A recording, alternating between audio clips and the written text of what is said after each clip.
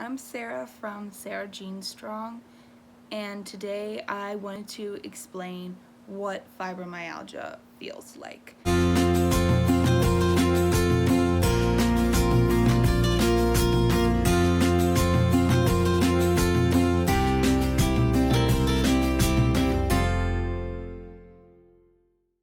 So there are lots of symptoms that go along with fibromyalgia, and there are a lot of things that doctors don't understand yet about fibromyalgia just because they haven't done a ton of studies on it. But I'll tell you the three main symptoms that I want to talk about today.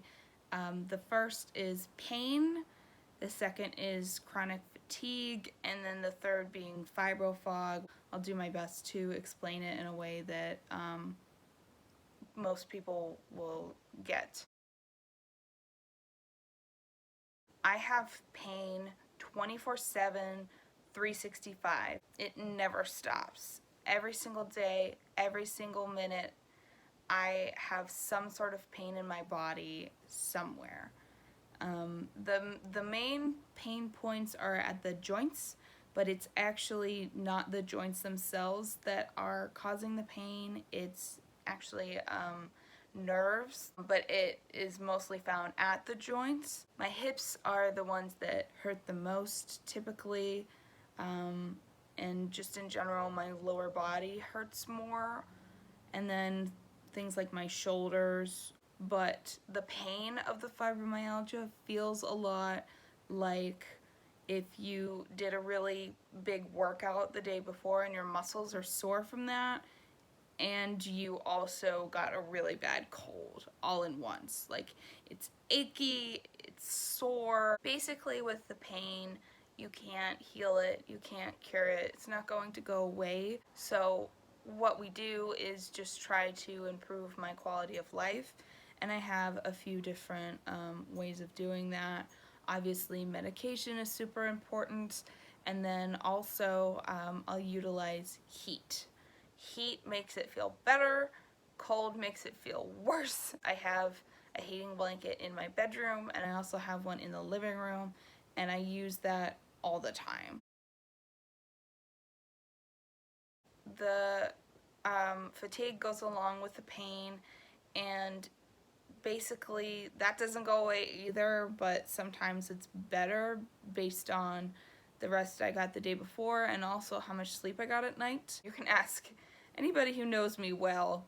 I am constantly napping, and I have what I like to call napsidents, where I will just like fall asleep, and I like to like poke humor at that kind of thing. You can't live in misery all the time, so I like to poke humor at that stuff, but I do need to have naps quite often, like almost every day, in order to be able to function, and it usually hits me the worst around mid-afternoon, like 2 or 3 o'clock.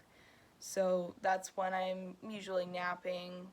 The naps do help, and obviously if I got a really restful night's sleep, that helps too. And letting my body rest as much as possible. Obviously, with life and school and everything, you can't always do that, but just trying to rest as much as possible. The next thing I want to talk about is brain fog. They call it fibro fog. I notice it the most when I'm trying to think of a word and I can't think of it. It's almost like you're searching through a file cabinet for a word and you just can't find it. Like, you're trying as hard as you can to pull that word out of your memory, but it's just not gonna come. So quite often I will say to the person, I'm speaking to, I'm thinking of a word, I can't think of it, and then I try to describe it as best as I can and see if they can think of it with me or if it will get me closer to thinking of it. And it's really aggravating. It's very, very frustrating, but I do the best that I can with it. So that's one example of fibro fog. It's a lot to do with memory. Like if I'm having a Fibro Fog day, I might put my keys somewhere and then later forget where I put them, and I can't retrace my steps because I'm really foggy. It can make it hard to retain information at school if I'm having a bad Fibro Fog day.